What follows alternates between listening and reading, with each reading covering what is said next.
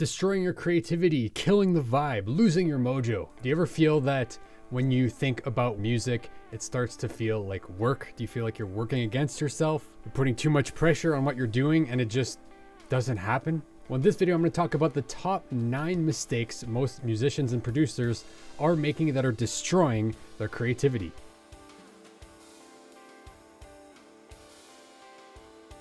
Hey yo, it's Alex from Metamind Music, and as always with this channel, it's my mission to help you, the artist, produce themselves by developing their mindset, expanding their creativity, and connecting to their music in a deeper way. And today we're talking about 9 of the biggest mistakes that we make that destroys our creativity, kills that vibe, makes us lose that mojo, and really throws us off with our music making.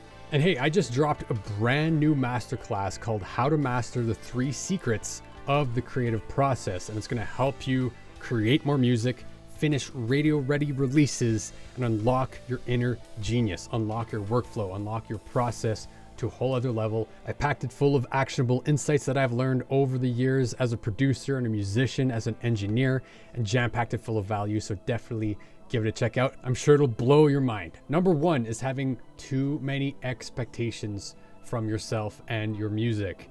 Now, you may have way too many preconceived notions as to what your art has to be. You may listen to one of your favorite artists or a new record that just came out or a hot new single and instantly think that you have to create something that is just as good as that. Oh my God, this sounds dope. I need to make something just as good as this or I'm a failure. And this is when we put way too much pressure on ourselves. If you really think about it, did your best music come from a formula? Or when you tried to emulate or imitate a sound, or did it just come through you naturally while you're in the moment? Don't have too many expectations or put too much pressure on yourself on what your art needs to be. Just let it be. Number 2 is comparing your art to others. So this is a massive problem with the rise of social media. Everyone's posting pictures and videos on their progress with their music, their latest release, where they're at with their career, and we end up comparing ourselves to other people.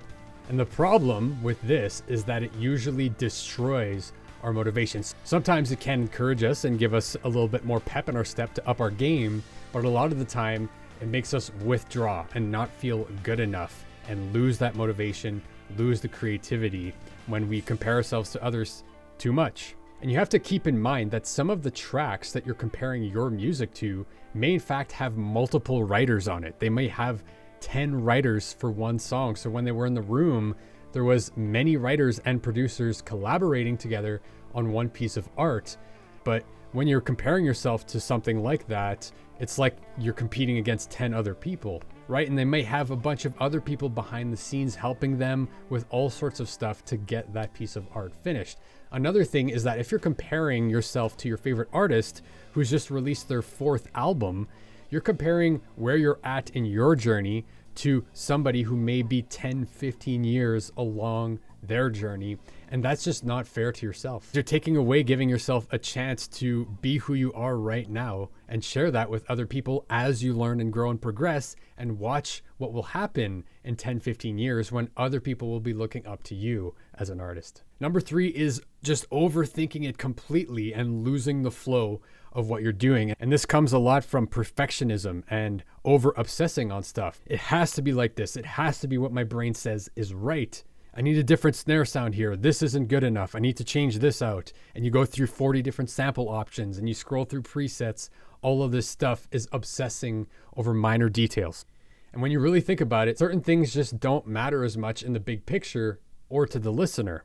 You can spend 30 minutes to an hour tweaking hi-hat rolls or switching out snare samples and EQing your snare, but the truth is that 95% of people who listen to your music probably won't notice. And I'm not suggesting that we don't focus on detail and put our best into what we're making, but if we do it at the wrong stage of the process, it will actually sap your creativity instead of enhancing it.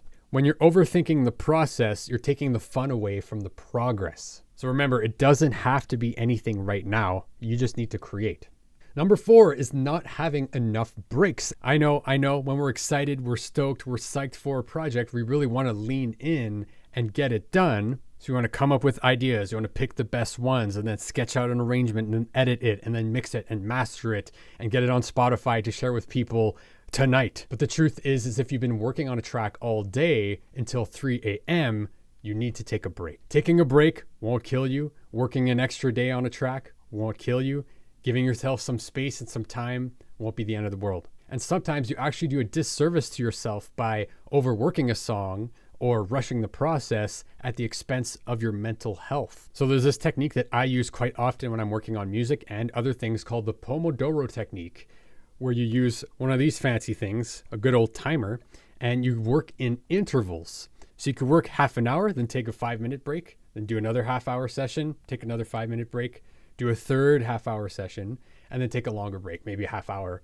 And working in intervals like that will actually be a game changer for you. And it's counterintuitive, but the more breaks you take while working, the quicker and more efficient you'll be, because it allows your mind a chance to reset, to take a breather, to relax, and then refocus for a specific amount of time instead of working 10 hours straight. And let's be realistic, when you're working 10 hours straight, you're not really working for 10 hours. You're going to be distracted, you're going to get tired, you're going to be meandering, you're not going to be performing your best versus something like the Pomodoro technique. Number 5 is having no vision or direction.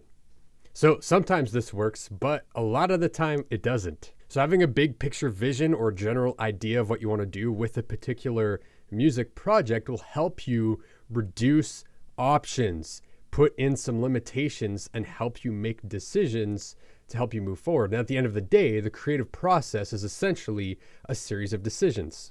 Maybe you want to create something that will bang in a club, or you want to create music that will tell a story, or you want to hit a certain genre, or you want your track to sound like a live band. Having a big picture vision for what you're going to do isn't going to shackle you and reduce your creativity. It's actually going to enhance your creativity because you have a direction to focus in, and it's going to help you narrow your decision making to make sure that it all fits within that vision. Clarifying a vision, reducing possibilities, and designing your instruments is the first step in the workflow that I share in the masterclass. So definitely check out the masterclass in the link below. Number 6 is too much sugar or caffeine. And I used to be really bad for this, especially with the caffeine. I like the coffee. I like the cup of mocha in the morning. You know what I'm saying? So much so that I just start twitching and I could feel my adrenaline glands like poking out of my jugular. That's not a good thing. The reason why is you are going to crash and burn. If you're chugging Red Bulls, if you're drinking coffee all day, if you're like eating sugary snacks and salty stuff all day to try and get energy, it's only going to be temporary, okay? Because it's not how your body naturally creates energy. We overload our senses with sugar and caffeine and stimulants, and then we're gonna crash and burn. So a couple things to focus on is make sure that you stay hydrated and try to eat alkaline stuff, like eat some almonds, eat some unsalted nuts, have some fruit, have some veggies. That'll really make you feel light and energetic so you can focus and get in the flow with your music. You don't want to be eating things that drain you and make you feel heavy and throw your mind for a loop. You want it to be clean, clear, and focused so you can be your best in the studio. Okay, and you can use sugar and caffeine when you need it, when you need a little bit of an extra boost, but don't rely on it as your main source of energy. Number 7 is hyper-focusing on your weaknesses. So a lot of the times when we're making music, we might notice that, oh, I don't know, my piano skills aren't that great,